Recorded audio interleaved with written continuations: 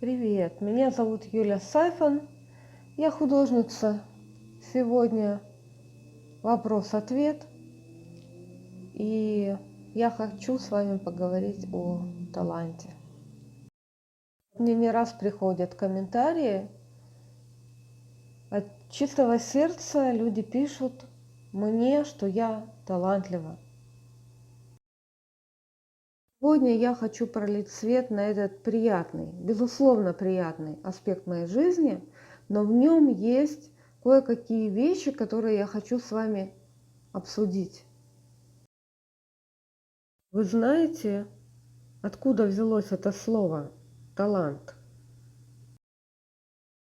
Талант – это счетно-денежная единица. В античные времена в Европе, Передней Азии, Средней Африке это использовалось как мера денег. Например, финикийский талант серебряный равнялся 43,5 килограммов. Персидский золотой талант весил 25 килограммов и 200 грамм. Можете себе представить, что это была большая ценная мера.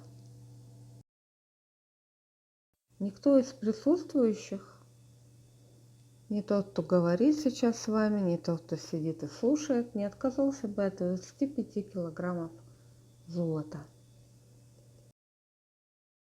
Только представьте, как много красок можно купить на эти деньги. Итак, талант и продуктивность. Можно, конечно, спорить о существовании таланта. Я расскажу вам, как я вижу это понятие. Для меня это слово, обозначающее долгие годы труда. Не на таком уровне, что человека бьют палками и не дают встать с места, пока он не напишет свой натюрморт. Нет. Это труд в радость побед. Маленькие шаги вырастают в череду ежедневного труда, который ведет вперед. Но не все так радужно. Рано или поздно возникает вопрос, а зачем? Ведь таких, как я, пруд-пруди.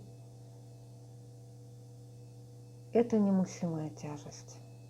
Талант – это труд.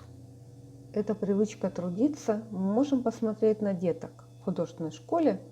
Часто на общем фоне выделяются дети, которые схватывают быстрее. Им однозначно что-то дается проще. А теперь давайте посмотрим на студентов. Кто-то берет усидчивостью и трудолюбием, кто-то быстрее соображает и не так вкладывается в процесс обучения. На одной стороне у нас тяжелый труд, а на другой – подарок судьбы. А дальше происходит перекос.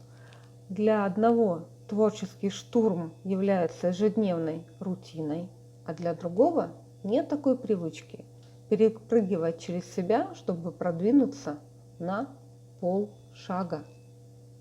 Тогда возникает тяжелый творческий период.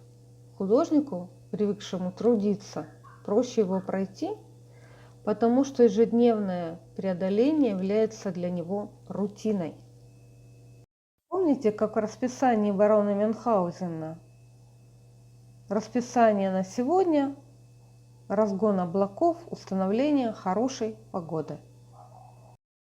Для того, чтобы пройти периоды сомнения, мне помогает общение с другими художниками. Каждый из нас индивидуальность, но в этом мы похожи, в этих сомнениях.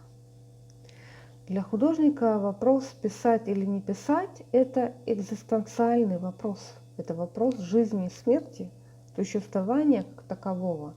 Писать значит существовать. Хочу немного отойти от общих вещей и сказать конкретно о себе. Мне приходилось очень тяжело работать. Перед поступлением в училище это был ад кромешный. Заканчивала 8 класс школы. Я заканчивала художественную школу, чтобы получить корочку, и одновременно занималась на подкурсах перед поступлением в училище. Если по живописи шло более не менее нормально, то по рисунку это был конец света. Я абсолютно не рисовальщик, но для поступления это было просто жизненно необходимо. И я занималась день и ночь. Я просто не вставала, чтобы осуществить свою мечту. На этом труде, когда мне было 14 лет, я потом несколько лет работала как заведенная. Я не могла остановиться, потому что я знала, что как только я буду лениться, все пойдет тартарары. Когда пришло понимание, что для того, чтобы быть на среднем уровне и выше, нужен ежедневный труд. Сейчас так модно говорить о формировании положительных привычек. Привычка писать ежедневно, безусловно, по истечению времени даст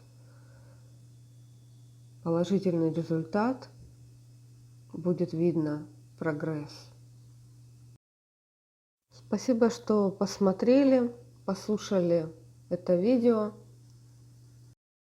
Сегодня мне хотелось до вас донести, что самый важный ресурс в вашей жизни – это ваше время. Вы вкладываете его в процесс рисования и непременно получаете результат. Спасибо за ваше внимание. На моем канале есть еще видео формата вопрос-ответ.